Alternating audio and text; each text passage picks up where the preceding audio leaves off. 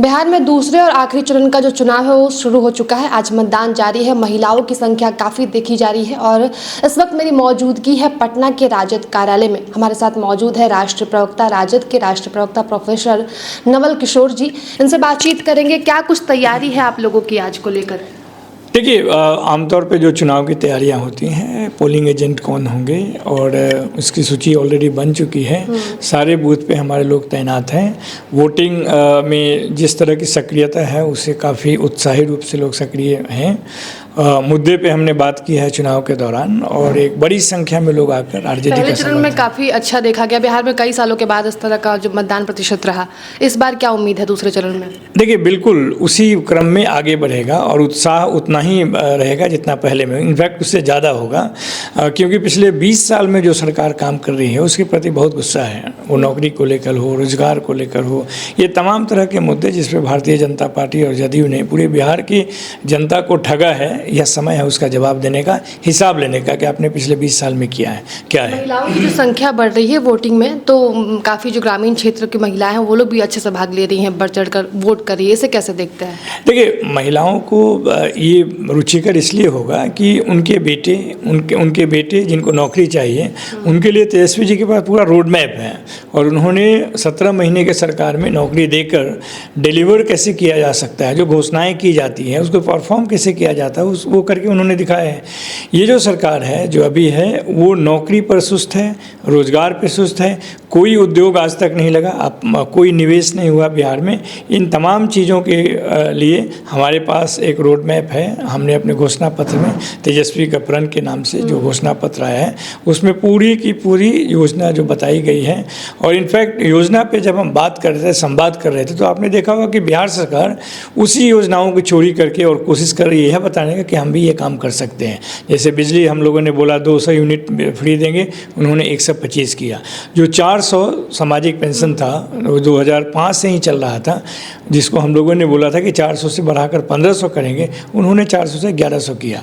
ये जो चोरी और कॉपी पेस्ट का जो सुशासन है, सुशासन के नाम पे जो ये काम कर रहे हैं, उसकी पोल खोल चुकी है। अब उन्हें एक ऐसा नेता चाहिए जो कहता है वही करता है और उसमें तेजस्वी जी सबसे आगे हैं। तो ये उत्साह नौजवानों में, महिलाओं में, जिनके बच्चे बेरोजगार हैं, जिनके पति पलायन करने को मजबूर हैं, वो इस बार तेजस्वी जी को मौका देंगे। अभी जो रिजल्ट अभी सुबह से ही शुरू हो चुका है मतदान, तो कैसा माहौल है, किस प्रकार से जो आप आंकड़ों पर देख रहे हैं, फिर नज़र बनाए हुए हैं आप अपने कार्यालय से? देखिए, कार्यालय से हम वॉर रूम से ही बोल रहे हैं। यहाँ से सारे कोऑर्डिनेशन हो रहा है। हर जगह जो मतदान हो रही है वहाँ पे हमारे कार्यकर्ता और वोटर काफ़ी उत्साही रूप से पार्टिसिपेट कर रहे हैं और हमें पूरा विश्वास है कि 14 तारीख को हमारी सरकार बनेगी, एक बहुत अच्छे बहुमत के साथ सरकार बनेगी। आज शाम एग्जिट पोल भी आ जाएगा, उसकी कुछ तैयारी है? मतलब क्या उम्मीद है, अगर कुछ अच्छा होता है आपके पक्ष में तो किस प्रकार से तैयारियां ऑफिस में हो रही हैं? नहीं, देखिए, एग्जिट पोल तो एग्जिट पोल है, उसमें हमें कुछ नहीं करना है। जो उनका अपना अध्ययन का तरीका होगा वो अपना करेंगे। हमें विश्वास और भरोसा अपने काम पे है, अपने प्रचार पे है, अपने कार्यकर्ताओं के विश्वास पे है, जो लोग काम कर रहे हैं ज़मीन पे, बहुत दिनों से काम कर रहे हैं। अभी रिजल्ट का समय है, हम उसका एग्जिट पोल पे भरोसा नहीं है?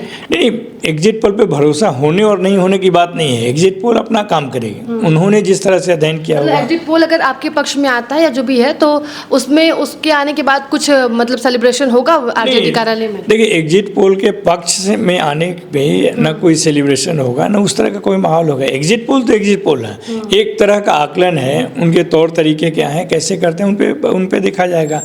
जो भी वो बात कहेंगे उनके लिए वो जिम्मेदार हैं। हम लोग अपना इंतजार करेंगे 14 तारीख तक। जो भी रिजल्ट होगा वो हमें विश्वास है। पार्टी होगा 14 के बाद? पार्टी, हाँ बिल्कुल, क्योंकि पार्टी एग्जिट पोल पर अगर पार्टी करना होगा तब तो फिर काउंटिंग की ज़रूरत ही नहीं है। चलिए, बहुत शुक्रिया आपका।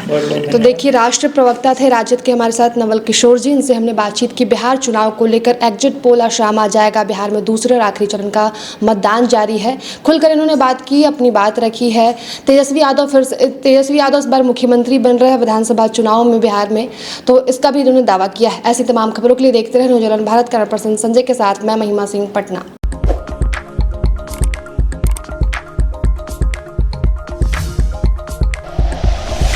Like and share videos, subscribe करें हमारा चैनल और प्रेस करें बेल आइकॉन। न्यूज़ 11 भारत, सच है तो दिखेगा।